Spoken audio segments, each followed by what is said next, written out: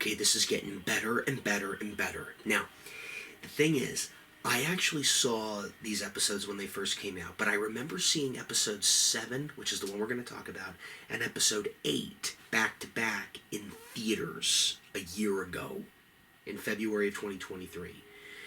In fact, when I was starting to do these Chosen Vlogs, that's when I saw these 2 episodes back to back, these next 2. But let's talk about Ears to Hear, episode 7, season 3. So, picks up right where we left off. Simon was just told the news about his wife's miscarriage, and he's angry. Rightfully so. He's smashing furniture. He's crying out. He's angry, upset.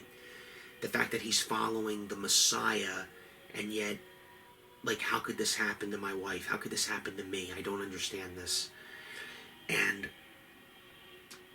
he decides to, instead of being with his wife, he's frustrated. He wants to leave. So he decides to walk through the Roman quarter.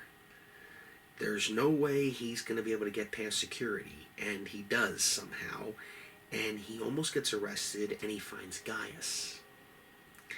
And Gaius takes him into his home. And he goes, "What are you doing here?" And Simon's like, "I don't care anymore. I got tired of walking around the streets of my home. I decided to come here. I don't care." He goes, "You could have been killed. You're crazy for coming here." And Simon meets Gaius's family. And they're not used to having Jews over there in the house. And Gaius's wife, or one of his wives, asks Simon, "Are you the teacher?" He goes, "The teacher." And then Gaius tells his family to go in the other room. And Simon turns to Gaius. He goes, "Did you tell them about Jesus?"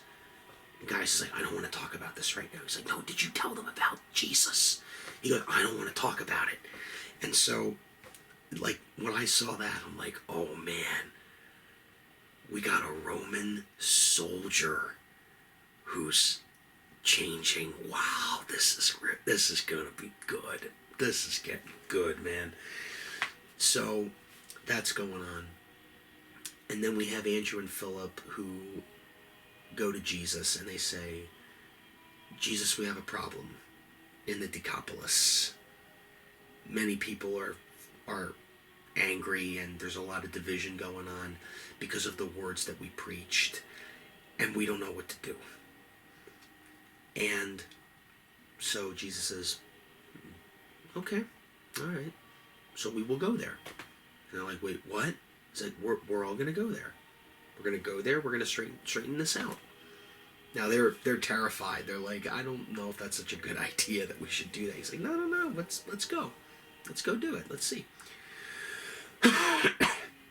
So they decide to do that, or at least they're building up to that. And then we have, and I completely forgot about this scene, Mary Magdalene and Matthew. See, it's funny. And I've said this before. What's so great about this show is that for every disciple in the show, or every character in the show, you can identify with one of the problems or one of the story arcs that they're going through. And it's almost like, yeah, this is happening to me, or this happened to me, or this is happening to someone that I know. It's amazing, and it's even better because it's a show about Christ. Like, this is really, really cool. So we cut to, and I didn't know this at the time until a couple months later, but when I first saw this, I didn't understand this scene quite as I should have.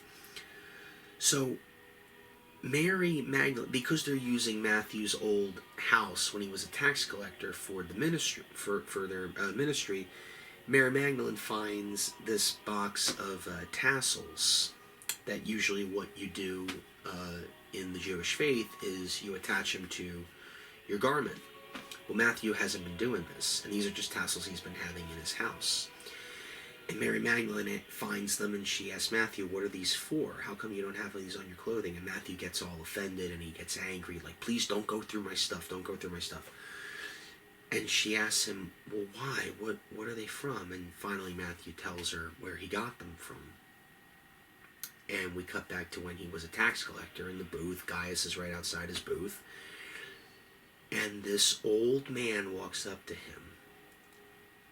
And it's one of the shepherds from the pilot episode. The shepherd.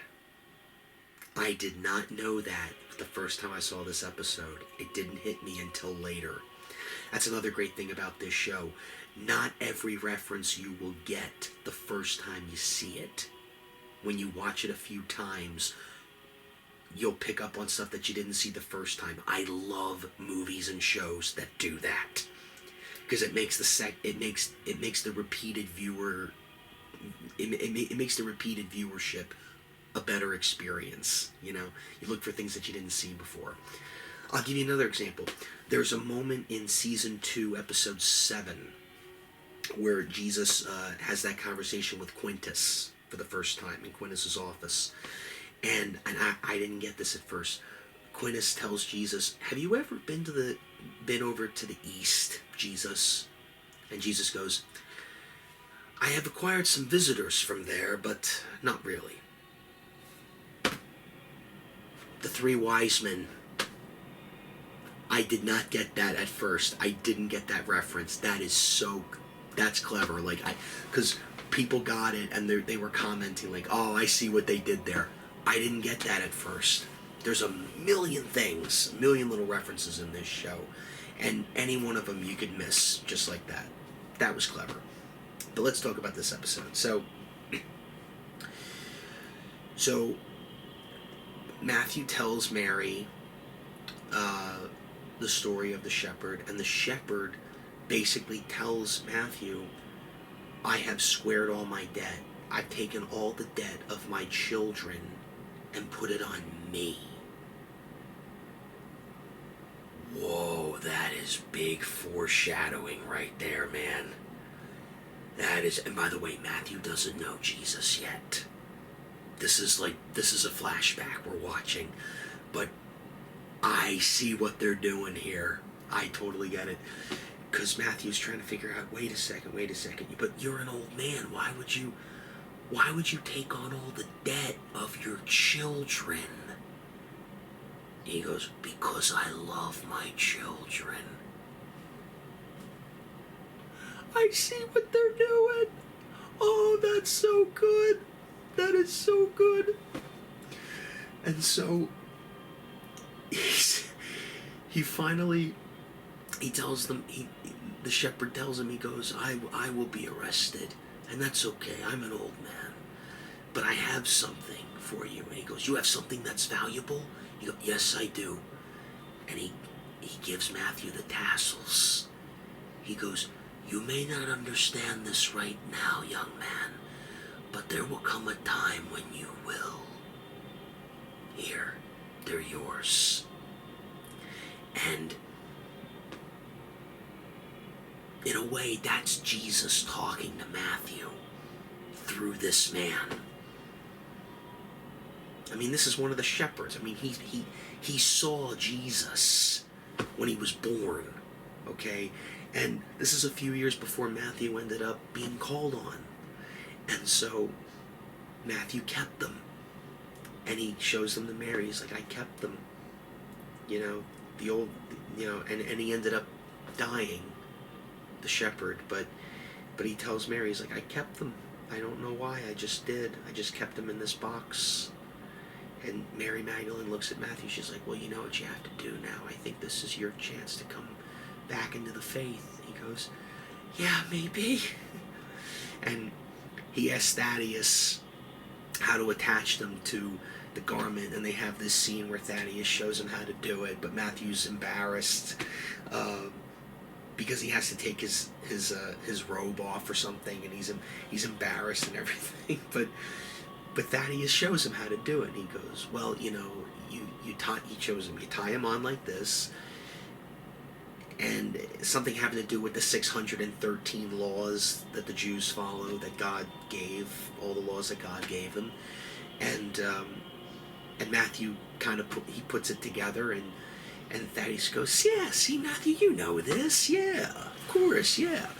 And so he does that, and he comes and he starts walking, and on their way, as they decide to all walk into the Decapolis, you see Matthew walking, and he has the tassels on his garment now, just like everybody else does now. He's back in the faith, which is, it's amazing. This is so cool to watch. And so, right before they go back, the night before, Jesus tells John, he says, John, I need you to stay here with Simon. He goes, what? Why? He goes, the entire meaning of this trip depends on Simon. We're all going to go to the Decapolis in the morning, but I want you to stay behind and wait for Simon. And when you see him, take him with you and meet us there. But I need you to wait for him. And he's like, well, can't you get Andrew to do that? And he says, no, I want you. I want you. And he goes, like, John doesn't get it. He doesn't get it. But Jesus gave him a command. Trust him and do it. Don't rely on your own understanding, right? So John's like, okay, I don't understand this, but all right. And so they all leave. Simon comes back, and but his anger is building and building, because not only is he angry at Jesus for not healing Eden and him, not so much healing, but the fact that this happened, that they lost their child, but now they're going off on a preaching journey to others, and they left Simon behind. And they didn't even tell him that they were going there. So now he's getting more angry now, hiding it inside. And then John shows up, and he's like, oh, here you are. Okay, let's go. We have to go. Jesus told me to wait for you. You're here. Get your things. Let's go. And Simon's like, they didn't even bother telling me they were going. I don't know why they need me at all. He's like, Jesus told me to wait for you. Let's go. So Simon's like, whatever. And then they go. And then we cut back to Jesus, and 10 of the apostles are there. And they're sitting, and they come across Leander, who went to Andrew and Philip, talking about all the problems going on. And then this little boy walks up with his father, who is a deaf mute, I believe. Yeah, he's deaf. He can't hear. And he tells Jesus, he's like, Jesus, I'm sorry to bring this on you, but my dad, he can't hear. Jesus heals him. Same thing happens, and he can't believe it. And this has again, I love the humor in this show. After Jesus heals the man, he tells him, I want you to do me a favor. Do not tell anyone what you have seen here. Don't tell anyone about this, what I just did for you. Do you hear me? And the man who was just deaf 5 seconds ago, he goes, oh yeah, I hear you now.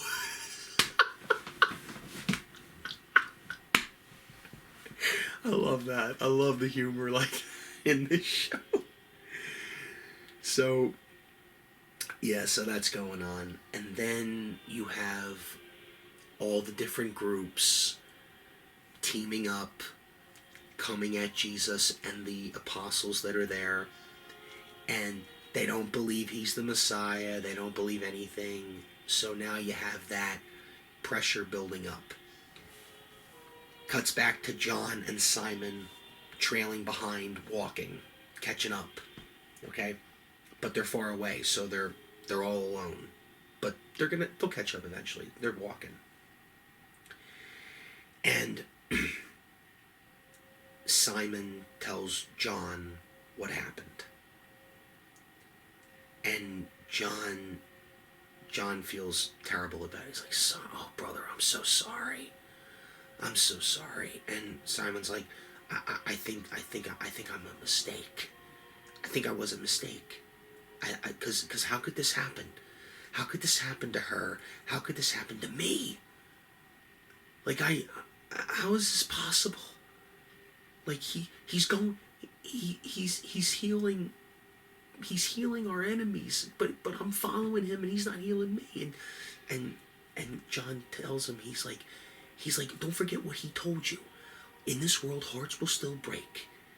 Laws will still break. If anything, it's supposed to get harder. It's not supposed to get easier in this life, Simon. And he's like, you know what? He's the Messiah. If whatever he wills, let him will it. I don't care. So he's really losing it now. And then the two of them eventually catch up. They start running over to Jesus and the disciples that are there, surrounded by all the people that don't think he's the Messiah. And Simon and John are running up to everybody. End of the episode. And I remember thinking in the theater when because I saw episode 7 and 8 back to back, I remember thinking, ooh, wow, this is going to be pretty intense, what we're building up to here. Little did I know what we would be building up to.